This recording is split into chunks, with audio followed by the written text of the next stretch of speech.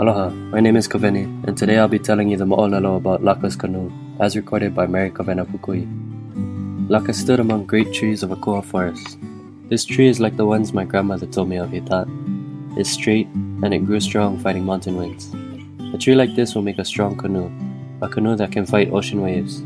Deciding on cutting this tree, Laka prayed, then went to work with his ko'i.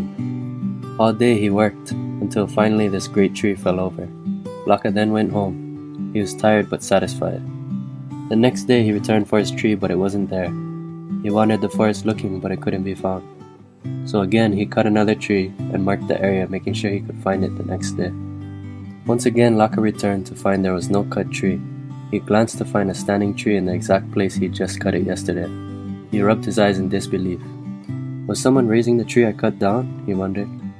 Yet again he attempted to cut a tree and mark the area before returning home to sleep.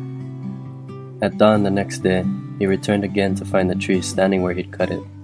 Someone put it back in its place. Laka stood thinking before returning back to his village to consult his grandmother. After speaking with her, he returned the next day with an o'o. Once more Laka cut a tree down, but this time he used his o'o to dig a small ditch near the area. Upon finishing, night fell and darkness had reached the forest. Laka hid in this ditch waiting, and not long after he heard low growling voices from every direction. Laka got up to find Menehune preparing to lift the tree. He quickly scrambled from the ditch and the Menehune ran in fright. Laka happened to catch the Menehune chief and another man before angrily screaming, "I'll kill you! You raised the tree I cut down and wasted my work. You deserve to die." The Menehune chief answered fearlessly, "What good will our death do you? Can you shape a canoe? Can you haul it back to the beach on your own? Set us free and we'll do all this for you. We Menehune can do it." "Okay," replied Laka, "but if you do all this for me, what shall I do for you? I don't have much gifts." "Build a shed for your canoe," said the Menehune. "Then prepare us a feast."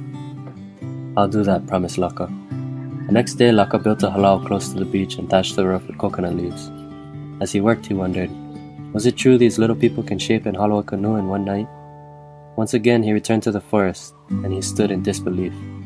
Right where the cut tree once was, there laid a finished canoe, freshly shaped and hollowed. Laka hurried back to prepare a feast. He caught shrimp, cooked kalo, and pounded poi. It already grew dark once he spread the food on a long mat. Soon after he heard a humming sound coming from the koa forest. "They're lifting my canoe," he thought. The humming grew louder and stronger until it could be heard across the village.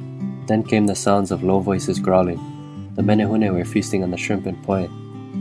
Then once more, the humming continued as they climbed back on their trail. In the morning, Laka found a canoe resting in his halau. He walked about, admiring the work as his neighbors came near. "Laka," they said, "we didn't know you were so great at making canoes." "I'm not," the young man answered. "The Menehune made this for me." Here's an introduction to the engineering process. Just as the Menehune were credited for their craftsmanship in building Laka's canoe, naval architects likewise take great care in designing and developing sea vessels and modern wa'akaulua. They use engineering tools and mathematics to evaluate the vessel's stability and maneuvering characteristics, the structures needed to support the forces they'll experience, and the power needed to propel them through the ocean. In applying engineering concepts, naval architects go through a 3-step engineering process. Step 1 is defining and delimiting engineering problems. This involves clearly stating the problem to solve and specifying goals and criteria to meet success. Step 2 is designing solutions to engineering problems.